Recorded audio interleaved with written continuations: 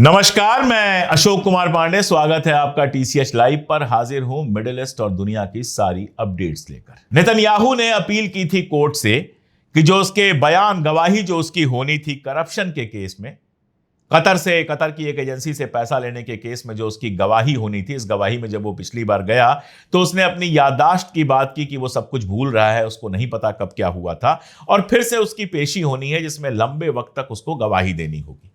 तो उसने अपील की थी कोर्ट से कि अभी सिक्योरिटी कंसर्न है, इसलिए हमारी जो टेस्टिमनी है, हमारी जो गवाही है, उसको रोक दिया जाए। दरअसल ईरान पे हमले की टाइमिंग भी ऐसी ही चुनी गई थी कि संसद में उसका बहुमत खतरे में था, कोर्ट लगातार उसको परेशान कर रहा था। इन दोनों से उसको 12-15 दिनों की निजात मिल गई जब उसने ईरान पर हमला कर दिया। लेकिन अब जब यह हमला खत्म हो चुका है, अब जब यह लड़ाई बंद हो चुकी है, तो कोर्ट ने नेतन्याहू की अपील रिजेक्ट कर दी। कोर्ट ने कहा कि तुमको आना पड़ेगा और आकर गवाही देनी पड़ेगी। अब ये वाला जो केस है ना, नेतन्याहू के सर पर यह बहुत भारी पड़ रहा है। आईसीसी वाले में तो मामला हेग का था, लेकिन यहां तो मामला घर का है। अगर वहां की कोर्ट ऐसा फैसला दे देती है कि करप्शन तुमने किया है, तुमने पैसे खाए हैं, और याद रखिए इस मामले में नेतन्याहू के 2 करीबी जेल जा चुके हैं, तो अगर कोर्ट नेतन्याहू को यह कह देता है, यह फैसला दे देता है कि कतर से जो पैसा आया था तुमने उसका पर्सनल यूज किया है, करप्शन किया है, तो नेतन्याहू के लिए गद्दी पर बने रहना बहुत मुश्किल हो जाएगा। तो यह कोर्ट केस उसके गले की फांस बना हुआ है। कितनी फांस बना हुआ है आप इससे अंदाज लगा लीजिए कि अमेरिका में बैठ के ट्रंप कह रहा है कि विच हंट हो रहा है नेतन्याहू का। नेतन्याहू को जानबूझकर परेशान किया जा रहा है और यह मुकदमा तुरंत वापस लिया जाए। मतलब अमेरिका में बैठ के इजराइल की कोर्ट से कह रहा है कि यह मुकदमा वापस लिया जाए, वहां पर फ्रेंच लॉ लगाया जाए। फ्रेंच लॉ एक आप कह सकते हैं कि जुमले की तरह इस्तेमाल होता है, जिसका मतलब यह हुआ कि जो गद्दी पर बैठा हुआ है उसको सजा नहीं दी जा सकती। तो नेतन्याहू गद्दी पर बैठा हुआ है, इस भरोसे वो कोर्ट से बच जाए, ट्रंप ये चाहता है। और इन सब से बचने के लिए ही, किसी तरह से गला छुड़ाने के लिए ही, क्योंकि गजा की लड़ाई भी भारी पड़ रही है, अभी 7 सैनिक उसके गजा में मारे गए हैं, एक खबर आई है, और यह खबर जो आई है वो एक बेहद राइटिस्ट अखबार जो उनका है उसमें यह खबर आई है, रिपोर्ट आई है, और उसको माना जाता है कि वो सरकार के बहुत करीबी है, कि गजा में एक नया प्लान लागू करने की योजना बन गई है और 2 हफ्ते के अंदर गजा में सीज फायर जो किया जाएगा वो इस नए प्लान के तहत किया जाएगा। क्या है ये नया प्लान? इसमें सबसे पहले तो यह है कि हमास की जो लीडरशिप है उसको गजा से बाहर निकाल दिया जाएगा। दूसरा यह है कि वहां पर सऊदी अरबिया, इजिप्ट और 2 और अरब मुल्क, जॉर्डन हो सकता है, कोई और मुल्क हो सकता है, ये 4 मुल्क मिलकर गजा का राज चलाएंगे, गजा की व्यवस्था देखेंगे, जिसमें उसका रिकंस्ट्रक्शन और सारा कुछ होगा। तीसरी बात यह है कि वेस्ट बैंक के कुछ हिस्सों पर लिमिटेड सॉवरेनिटी हो जाएगी इजराइल की, यानी वो इजराइल का हिस्सा बन जाएंगे। यानी पहले ही फलस्तीन सिकुड़ते सिकुड़ते जो जरा सा रह गया है उसका भी एक हिस्सा उठाकर किसको दे दिया जाएगा? इजराइल को।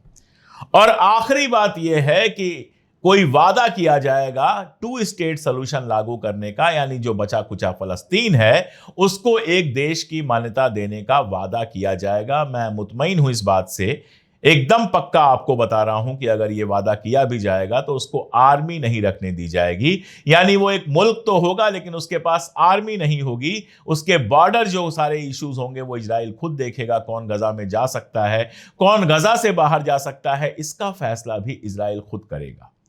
मुझे याद आ रहा है ओस्लो एकॉर्ड हुआ था, और ओस्लो एकॉर्ड के बाद बड़ा शोर मचाया गया था कि अब फलस्तीन अलग मुल्क बन जाएगा, लेकिन समझ में यही आया कि फलस्तीनियों के साथ वो एक बड़ा धोखा था। उससे क्या हुआ? उससे यह हुआ कि हमास जैसी ताकत उभरी जिसने हथियार से फलस्तीन को खाली कराने का, फलस्तीन को आजाद कराने का काम करने की कोशिश की। यानी मैं कहना क्या चाह रहा हूं कि एक ऐसा फर्जी समझौता जो सिर्फ हिंसा को जन्म देता है, कहीं से शांति को जन्म नहीं देता है, और इस समझौते में बड़े बड़े मुल्क शामिल लग रहे हैं। एर्दोगान ने जब ट्रंप से कहा कि गजा का मुद्दा भी सुलझाइए, तो ये सब प्लान लग रहा है, ये प्लानिंग पहले से थी जिसके बारे में एर्दोगान को भी पता है, और वो बस चलती नाव में बैठ के खुद को होशियार साबित करना चाह रहा है। असलियत यह है कि गजा की इस लूट में उसका भी हाथ है। उसके बाद कहा जा रहा है कि अब्राहम एकॉर्ड यानी इजराइल के साथ जो समझौता है, जब इजराइल के साथ इजिप्ट ने समझौता किया था, उसको अब्राहम एक्कार्ड कहा गया था। वो पहला मुल्क था जिसने मान्यता दी थी इजराइल को। तो यह कहा जा रहा है कि यह समझौता दूसरे मुल्कों में भी लागू किया जाएगा, यानी सऊदी अरबिया भी। बाकी सबकी तो ठीक है, सऊदी अरबिया जो लगातार इस बात को कहता रहा है कि जब तक पैलेस्टाइन को 2 स्टेट सोल्यूशन के तहत आजाद मुल्क का दर्जा नहीं मिलेगा, तब तक हम इजराइल से कोई समझौता नहीं करेंगे। वो सऊदी अरबिया भी इसके बाद इजराइल से समझौता कर लेगा। और सीरिया, जिसने ये कह दिया है कि गोलन हाइट्स का जो इलाका है वो हमेशा के लिए इजराइल को देने के लिए तैयार है, वो भी अब्राहम अकार्ड में शामिल हो जाएगा। ये पूरी प्लानिंग है जो सामने लेकर आया है ये अखबार। अब इसमें क्या होता है क्या नहीं होता है ये देखने वाली बात होगी। सबसे बड़ी बात तो यही है कि क्या हमास चुपचाप अपनी लीडरशिप को कहेगा गजा छोड़ के चले जाइए। वैसे तो उसकी लीडरशिप के ज्यादातर लोग गजा के बाहर ही हैं, बाहर से ऑपरेट कर रहे हैं, लेकिन क्या जो बचे खुचे लोग हैं वो भी गजा छोड़कर चले जाएंगे? सबसे बड़ा सवाल ये है। क्या हमास इस पर राजी हो जाएगा? देखना होगा, क्योंकि इस पर राजी होने का मतलब होता है कि हथियार एक तरह से हमेशा के लिए डाल देना और गजा को इजराइल के खूनी पंजे के हवाले कर देना। हो सकता है गजा दोबारा बन जाए, हो सकता है गजा में घर बन जाए, पानी वानी की व्यवस्था हो जाए, लेकिन फलस्तीन की आज़ादी का सपना और दूर होता चला जाएगा अगर ये अकार्ड, अगर ये बात लागू हो जाती है। वो तो आप समझ ही गए होंगे, होस्टेजेज वापस करना, ये वो तो आप समझ ही गए होंगे, लेकिन जो बड़ा खेल है वो मैंने आपको बताया। सोचना यह भी होगा कि क्या नेतन्याहू के साथ वाले इस बात के लिए तैयार होंगे। अभी आपको बताऊं कि नॉर्थ गजा की एड उसने रोक दी है, इमदाद रोक दी है, क्योंकि स्मॉलिच कह रहा है कि गजा को एड देना अगर बंद नहीं करोगे तो मैं सरकार से बाहर चला जाऊंगा। तो सरकार को बचाने के लिए उसने गजा की एड रोक दी है। अब अगर वो झूठा वादा भी कर देता है इस बात का कि फलस्तीन को जल्दी ही आजादी मिल जाएगी, तो क्या उसके आसपास बेन ग्वेर और स्मॉलिच जैसे जो जानवर उसने पाले हैं वो इस बात पर राजी होंगे? ये एक बड़ा सवाल होगा और इस पर ही डिपेंड करेगा कि आगे कुछ हो पाता है कि नहीं हो पाता है। क्या वाकई सऊदी अरब इतना समर्पण कर देगा कि वो अपने स्टैंड से पीछे हट जाएगा और इजराइल से हाथ मिला लेगा? ये भी एक बड़ा सवाल होगा।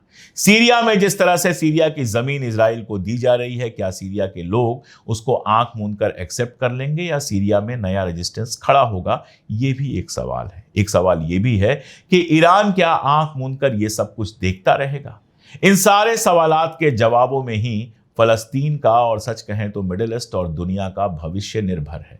अगर यह झूठा समझौता जबरदस्ती लागू किया जाता है तो यह समझिए 2-4 साल भले शांति रह जाए, लेकिन फिर कोई नई आप देखेंगे तंजीम उभर के आती है और एक बार फिर फलस्तीनी जो है वो बंदूक उठाकर लड़ते हुए नजर आएंगे। बेहतर तो ये होता कि अगर अलग मुल्क बनाना ही है तो तुरंत आप बनाते और उसके बाद फलस्तीनियों को खुद मुख्तार होने का हक देते, तब शायद पश्चिम एशिया में शांति हो सके। उसके बिना तो बातें हैं, बातों का क्या। ट्रंप सुबह कुछ कहते हैं, शाम को कुछ कहते हैं, अगले दिन सुबह कुछ और कहते हैं। इसलिए 2 दिन बाद क्या होगा ये तो हम नहीं जानते, लेकिन फिलहाल ये रिपोर्ट मुझे जरूरी लगी इसलिए आपसे शेयर किया।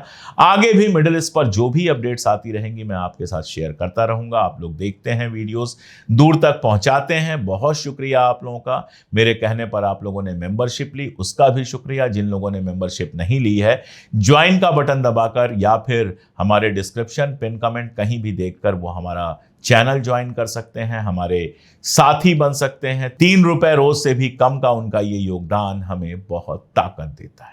आज के लिए इतना ही, बहुत शुक्रिया।